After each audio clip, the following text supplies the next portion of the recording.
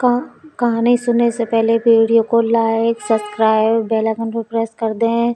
कर दिया हो तो सबके लिए धन्यवाद। देवशयनी एकादशी व्रत कथा। देवशयनी एकादशी का महत्व। ब्रह्मा वैवर्त पुराण में देवशयनी एकादशी के विशेष महात्म्य का वर्णन किया गया है। इस व्रत से प्राणी की समस्त मनोकामनाएं पूर्ण होती हैं। यह एकादशी आषाढ़ मास के कृष्ण पक्ष की एकादशी, जिसे योगिनी एकादशी कहते हैं, के बाद आती है।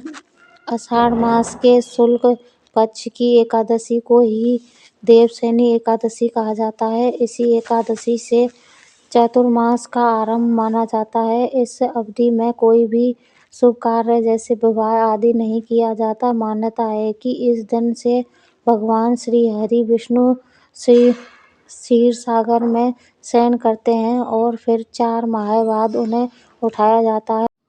उस दिन को देवोत्थानी एकादशी कहा जाता है। इस बीच के अंतराल को ही चातुर्मास कहा गया है। देवशयनी एकादशी को देवशयनी महा एकादशी, थोली एकादशी, हरि देवशयनी, पद्मनाभा शयनी तथा प्रबोधिनी एकादशी भी कहा जाता है। देवशयनी एकादशी व्रत कथा। धर्मराज युधिष्ठिर ने कहा, हे केशव, आषाढ़ शुक्ल एकादशी का क्या नाम है? इस व्रत के करने की विधि क्या है और किस देवता का पूजन किया जाता है? श्री कृष्ण कहने लगे कि हे युधिष्ठिर, जिस कथा को ब्रह्मा जी ने नारद जी से कहा था वही मैं तुमसे कहता हूँ। एक बार देवऋषि नारद जी ने ब्रह्मा जी से इस एकादशी के विषय में जानने की उत्सुकता प्रकट की। तब ब्रह्मा जी ने उन्हें बताया, सतयुग में मंदावा नामक एक चक्रवर्ती सम्राट राज्य करते थे। उनके राज्य में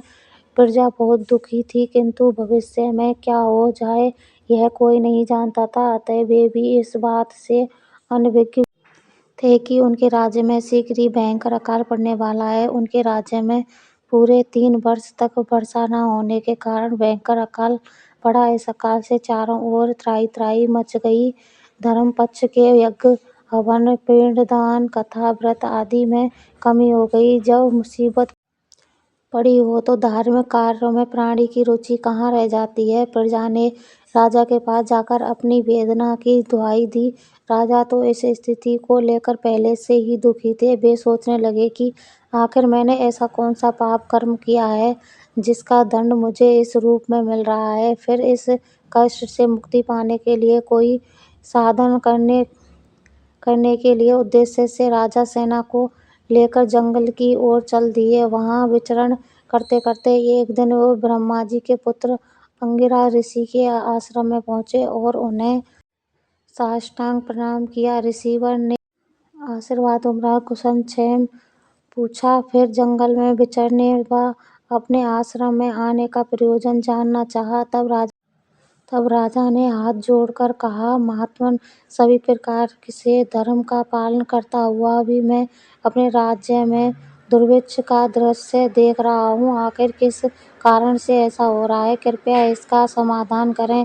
यह सुनकर महर्षि अंगिरा ने कहा, हे राजन, सब युगों से उत्तम यह सतयुग है। इसमें छोटे से पाप का भी बड़ा भयंकर दंड मिलता है। इसमें धर्म अपने चारों चरणों में व्याप्त रहता है। ब्राह्मण के अतिरिक्त किसी अन्य जाति को तप करने का अधिकार नहीं है, जबकि आपके राज्य में एक शूद्र तपस्या कर रहा है। यही कारण है कि आपके राज्य में वर्षा नहीं हो रही है। जब तक वह काल को प्राप्त नहीं होगा तब तक यह दुर्भिक्ष शांत नहीं होगा। दुर्भिक्ष की शांति उसे मारने से ही संभव है। किंतु राजा का एक निरपराध शूद्र तपस्वी का शमन करने को तैयार नहीं हुआ। उन्होंने कहा, हे देव, मैं उस निरपराध को मार दूं, यह बात मेरा मन स्वीकार नहीं कर रहा है। कृपा करके आप कोई और उपाय बताइए। महर्षि अंगिरा ने बताया, आषाढ़ माह के शुक्ल पक्ष की एकादशी का व्रत करें। इस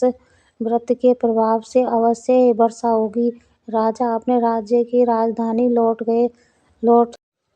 और चारों वर्णों सहित पद्मा एकादशी का विधिपूर्वक व्रत किया। ब्रह्म व्रत के प्रभाव से उनके राज्य में मूसलाधार वर्षा हुई और पूरा राज्य धन धान्य से परिपूर्ण हो गया। ब्रह्मवैवर्त पुराण में देवशयनी एकादशी के विशेष महात्म्य का वर्णन किया गया है। इस व्रत से प्राणी की समस्त मनोकामनाएं पूरी होती हैं।